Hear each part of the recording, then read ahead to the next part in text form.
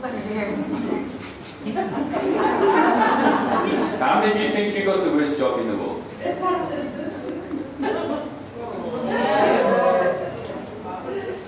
Okay, I don't think it gets much worse than that, okay?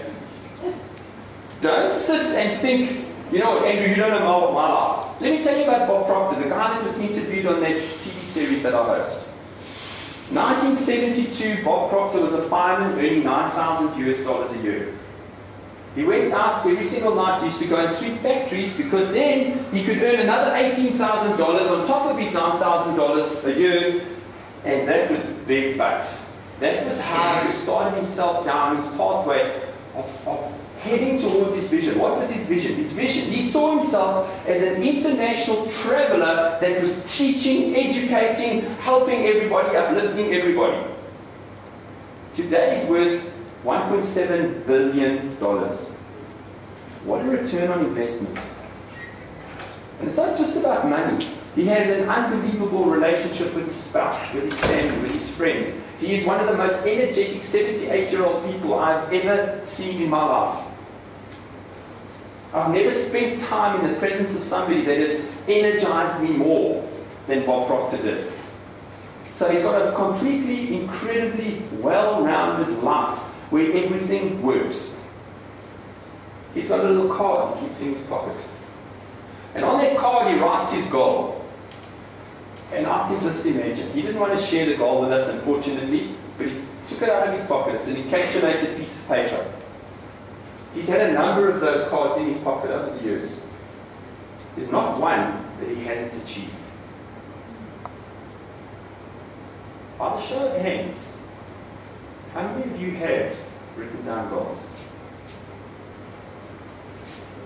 Average between 1 and 3%.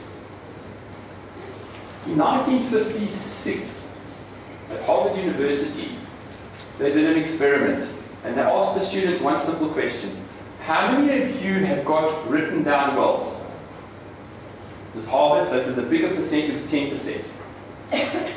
10 years later, they came back and they brought those same people back and they asked them one question. What are you earning today? The people who have written down goals were earning between 10 and 50 times more than the people without written down goals. Why is that? Because they have a direction. They're taking action every single day that is moving them towards where they want to go. Are they going to encounter challenges? Of course. Are they going to encounter difficulties? Of course. What's the difference between the superachiever and the average person?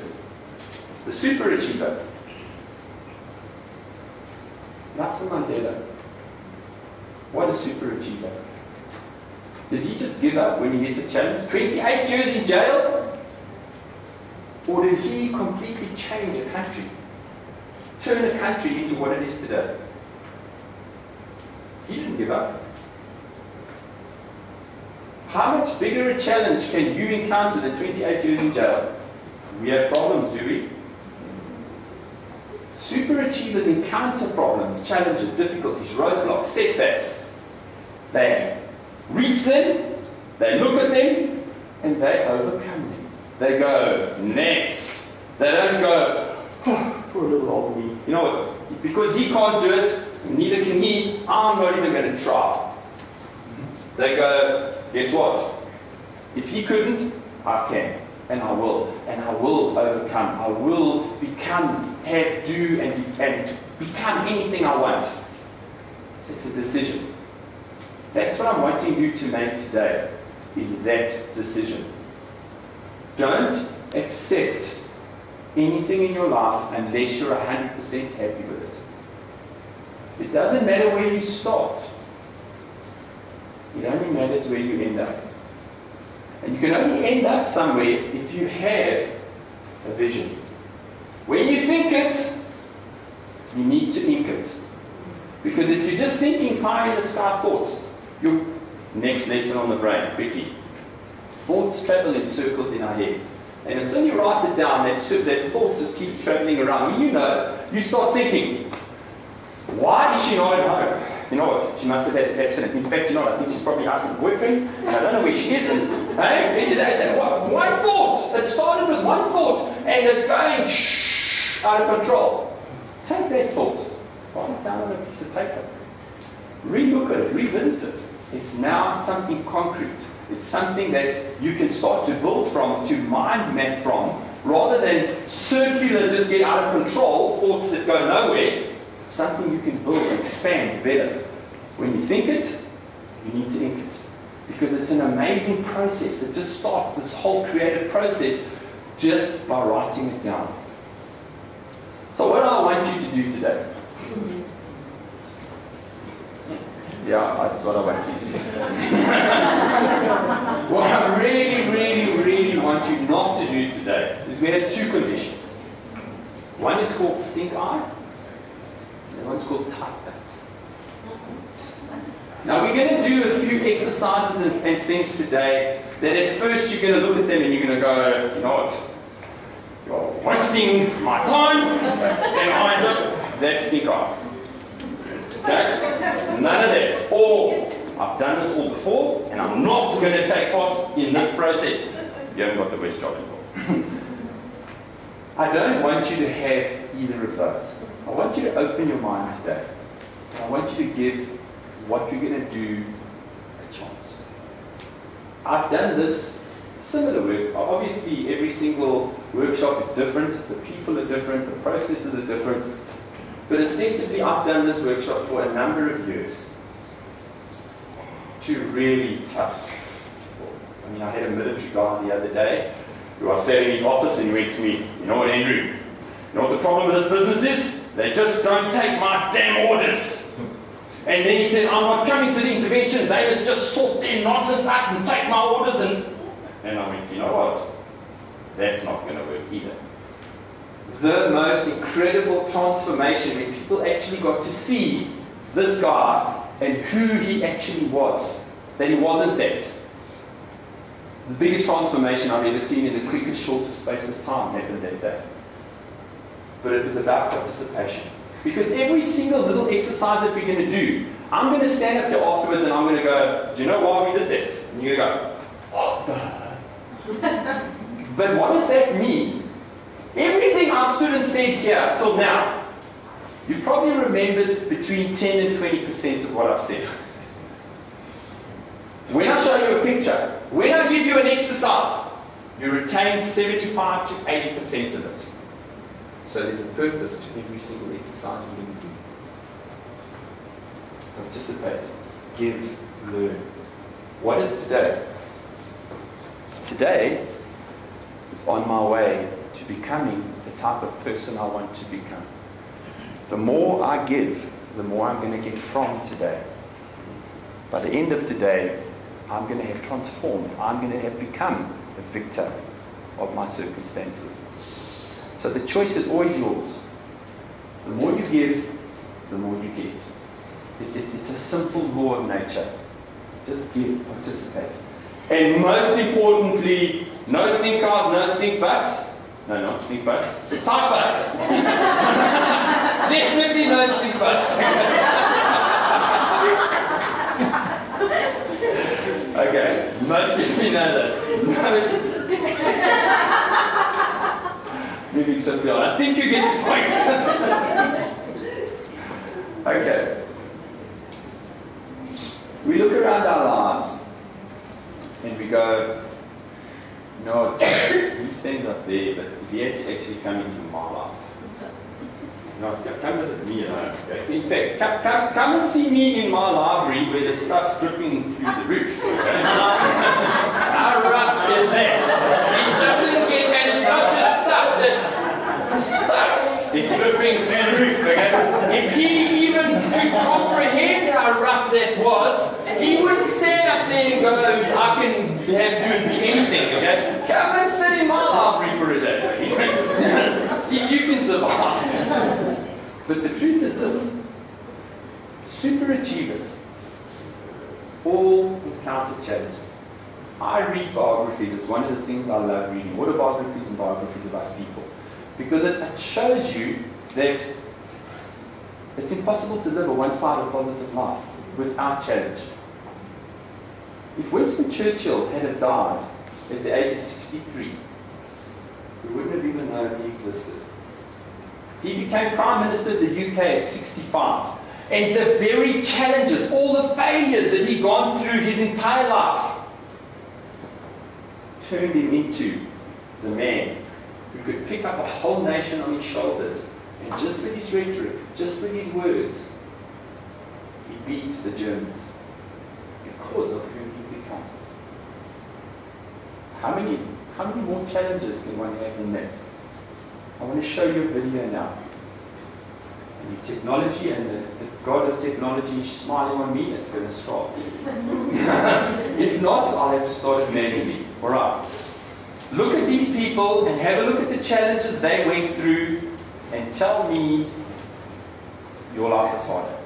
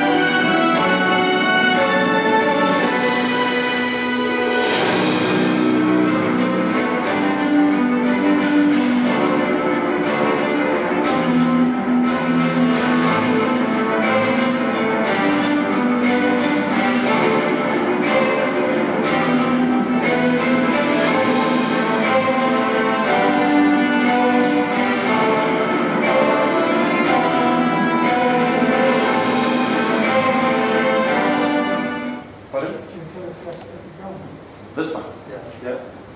That thing too. Yeah. Okay. Can we put those lights on? Oh, there you go.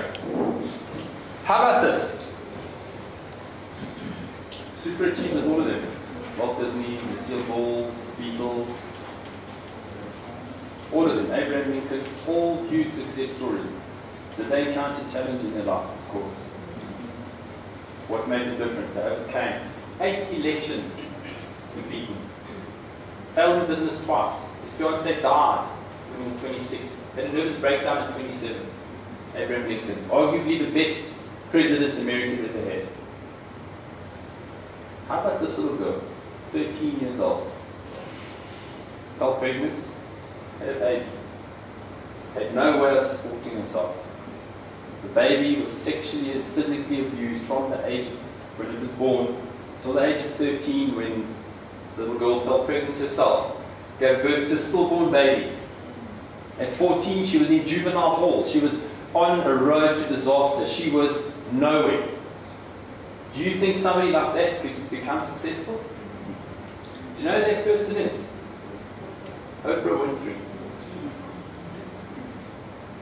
Where is your life right now? Is everything in your life so bad, so difficult, more challenging than all of those people that you saw? More challenging than a little 13-year-old girl who's in and out of juvenile hall? Is it more challenging? Doesn't matter where you are, doesn't matter where you start. All that matters is where you end up. And you can only end up somewhere better if you're prepared to have a vision. Most people, Les Brown, the same $250,000 an hour speaker, he says, most people don't achieve their full potential, not because they aim too high and miss, because they aim too low and hit.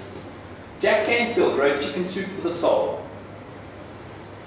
Failed hopelessly. He set himself a goal the first year of selling 2 million copies of Chicken Soup for the Soul, and he only sold 1.7 million copies. Failed. That series of books has now sold 110 million copies. It's the biggest selling series. Jack Canfield is the only person that's been on the New York Times bestseller list for 7 books at the same time. Chicken Soup for the Soul was turned down 142 times. 142 publishers said, rubbish. What is this rubbish? Who reads short stories? Nobody wants to read these short stories. They are rubbish. Imagine if Jack Canfield had given up on 142 no's. What did Jack Canfield say? 141 no. Next. 142 no. Next. 142. 143. 110 million copies. Are you giving up when you're that close? If you had given up on 142, nobody would have ever heard of Jack Canfield or Chicken Soup for the Soul. Today, it's the single biggest selling series of books in the world. When are you giving up? Are you giving up? How many times do you think people try on average? How many times? Less than 1. Less than 1. So if you have a dream, are you trying? Or have you just resigned yourself? Everything's in my way. No way I'm going to get through this and become successful. You are responsible for you. Nobody else is responsible for you.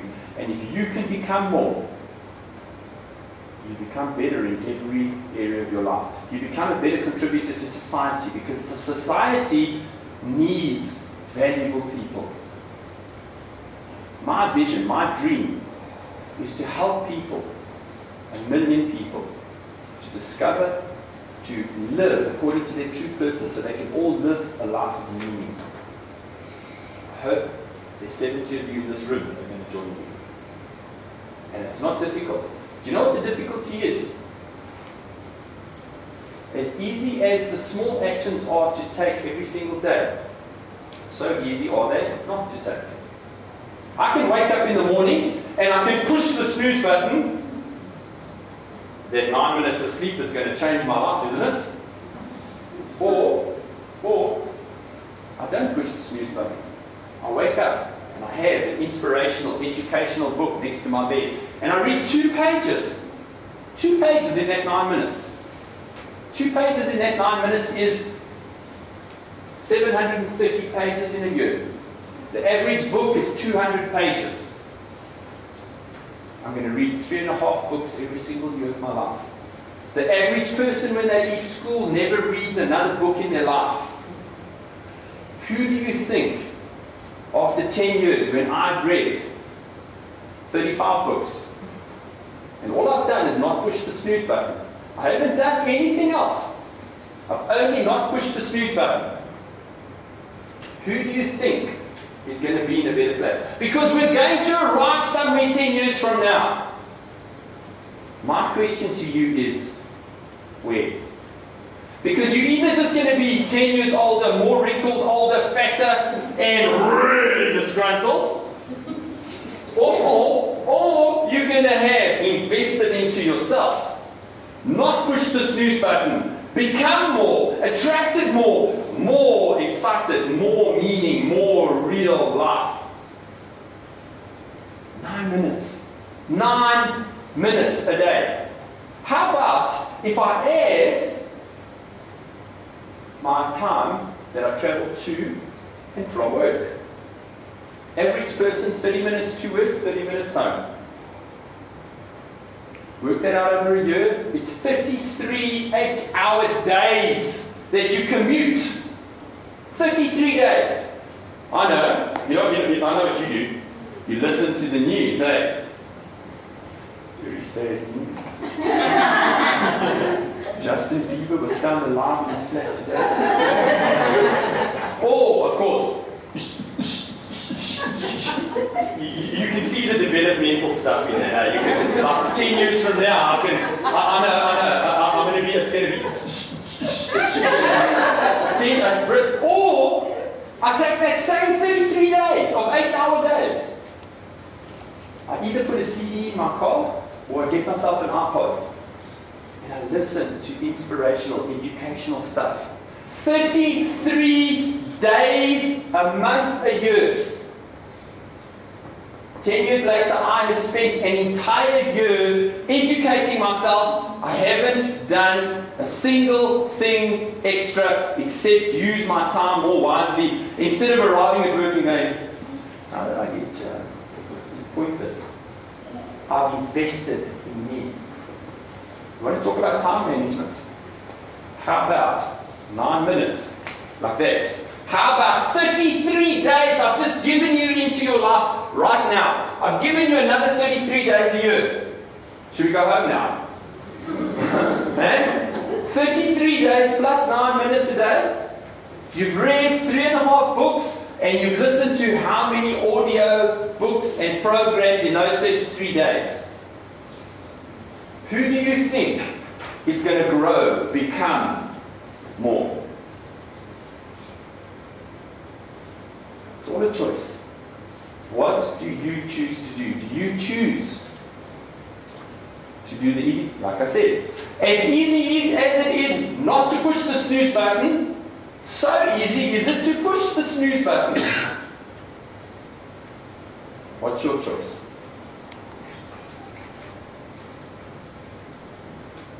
$10:30 we're finishing, eh? For tea. Does anybody know what that is?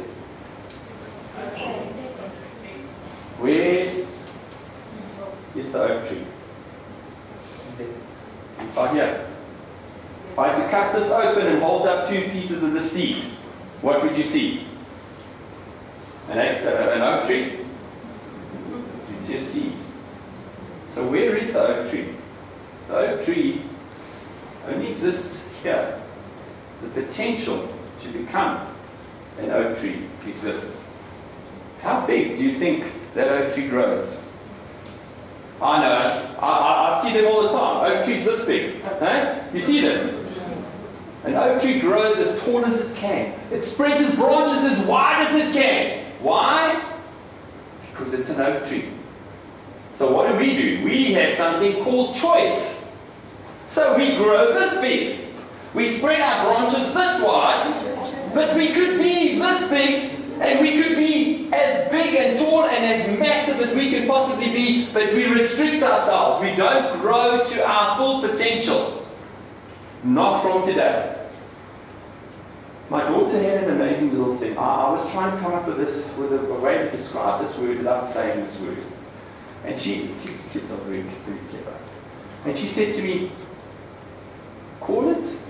say it sounds like ship, but it ends in a T. So that's what I'm going to tell you. We all have a diamond. And around that diamond is loads and loads of ship. But what do we do with that ship? Don't say ship, ladies. What we do with that ship is we take nail varnish and we paint it on the ship, and then we take the nail varnish and we try and polish it, but it's still ship. Okay. I want you to change that today. Take the ship off the diamond. Allow the diamond, that potential, that incredible, unique, wonderful, amazing person that is sitting in this room, and allow that person to come out. Because if you don't, nobody else is. I want you to take your acorn, your potential today, and I want you to plant it in the fertile soil of your dreams, of your life, and start to feed it. How do I feed it? 33 days a year. I listen to educational, motivational stuff while I'm commuting. 9 minutes a day, I read a book. How much time do I need? Don't stand and say to me, Andrew, you don't know my life. I don't have enough time to make myself better. I've just told you how. I'll tell you some more just now. This is just, we just scratch. No, we're not just scratching the surface. We're removing the ship. Okay? But we're scratching the surface of where we're going today. This is about you. I want you to participate, to unlock, to become. That's what today is really all about. Where's my tree gone? Oh. Okay. That's a picture of my son. Let me tell you about everyone sitting here and going, you know what, I don't know if I can. The tailor is always the worst dressed guy in town, am I right? Well, the guy that does this work, son, 3 years ago was the worst student in the class. He was in that part of the class that made the top half possible. He was horrific. He was barely scraping through at school. And so my wife and I go away once a year and we go and talk about where are we going, where's our lives going. And obviously at that stage it was May. Clyde was in all sorts of trouble. He was top of the pops. And eventually after a backwards and forwards discussion, we eventually said, you know what, who can we get to help him? And she pointed at me and she said, well, you can. It was May. We didn't have a whole lot of time to reboot his life. We couldn't go Control-Alt-Delete and start over again. We had to start with what we had. So all we could look at changing was his attitude. The way that he thought, the way that he looked at things, his belief in himself. He needed to believe in himself. He changed that. I'd like to stand here and go, you know what, he went from the bottom of the class and he got distinctions. But the truth is he scraped through. But he scraped through and he got the most improved students of the year award. But what was more important than that is he went from, I'm going to get a plumber, I'm going to get an electrician, I'm going to bum around Europe, to I know what I want. I want to be a pilot. I'm going to do what it takes to be a pilot. He became the first person in South Africa to get a loan from Nedbank, a student loan, to become a pilot. And his name is Steve. Small shifts between May and October. Where is your life right now? Where you are is perfect. Make the shifts.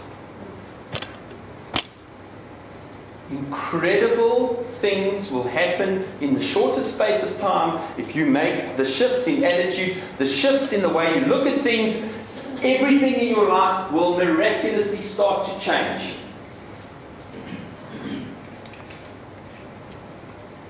What it takes is a big enough reason why.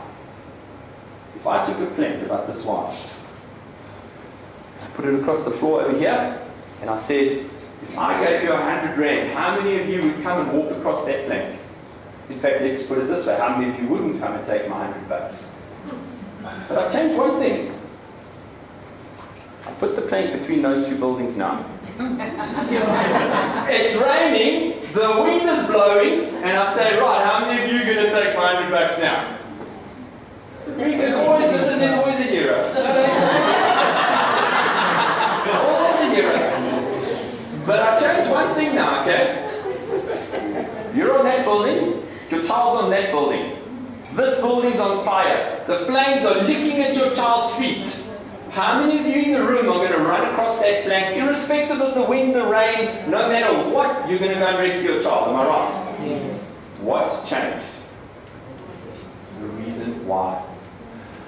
If you can find a big enough reason why you want anything, Nothing can stop you. As Henry Ford says, you can never see obstacles in your way unless you take your eye off your vision.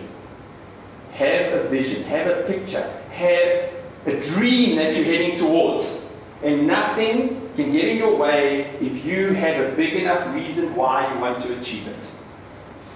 How many people in this room can write me a check for 1 million rand right now?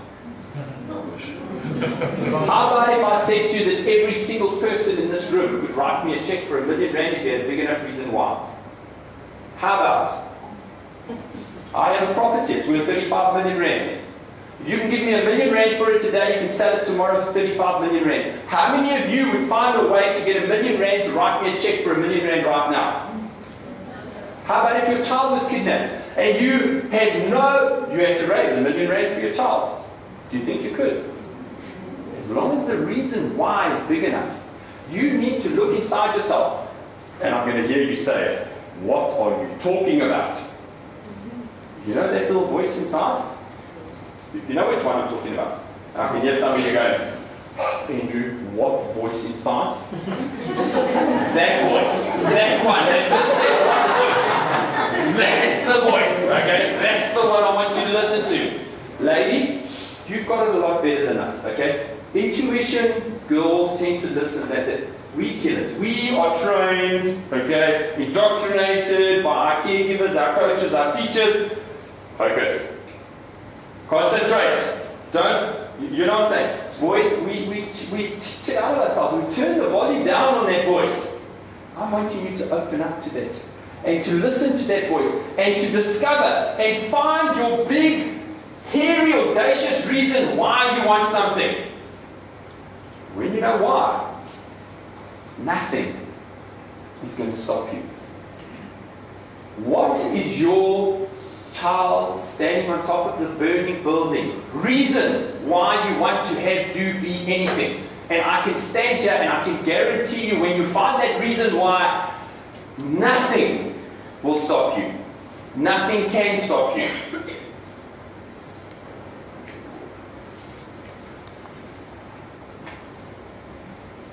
I spoke about this earlier. There is no such thing as a one-sided positive life. There's no such thing as a one-sided positive magnet. If anybody in this room can find me a one-sided positive magnet, I will give you $1 billion. I can make that offer because I know. It's not possible. The same thing about our lives. We have these unrealistic expectations that we can live one-sided positive lives where we're going to wake up every day happy. And we're going to go through life with no challenges. What's the reality? Reality is we encounter challenges. We're going to. So, plan for them, anticipate them, expect them, and overcome them. Because those very challenges are very often the catalyst, the very thing that unlocks your hidden potential. Unlocks opportunities that may have been hidden. Remember? Reticular activating system? It programs your reticular activating system a bit differently because of the challenge. So you see things you weren't going to see before. So, welcome challenges, because think about it. Every challenge you overcome is just one step closer to success. Another challenge, one step closer to success. Jack Canfield, 142 challenges. He just kept. Next. Next. So if you can get that attitude, that shift, that mind space, that no matter what challenge I encounter, as long as I go next, nothing is going to stop me. Nothing will stop you.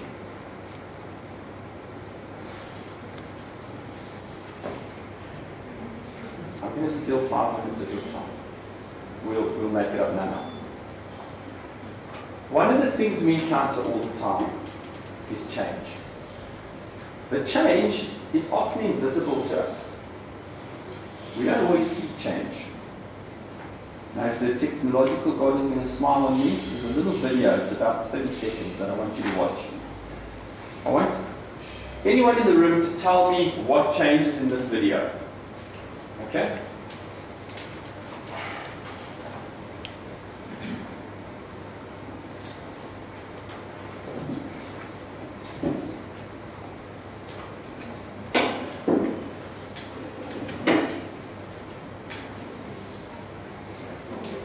Anyone see it?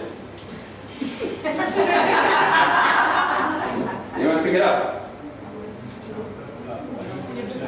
Pardon? Start again. Let's do it again. Okay, let's go again.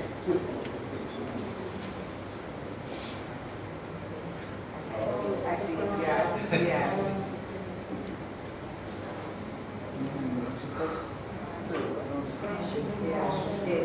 Anyone pick it up yet? Yes.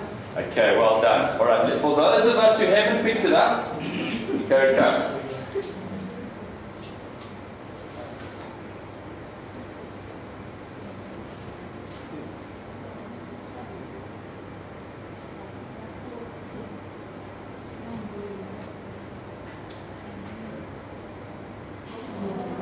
Massive, massive change, but we didn't pick it up.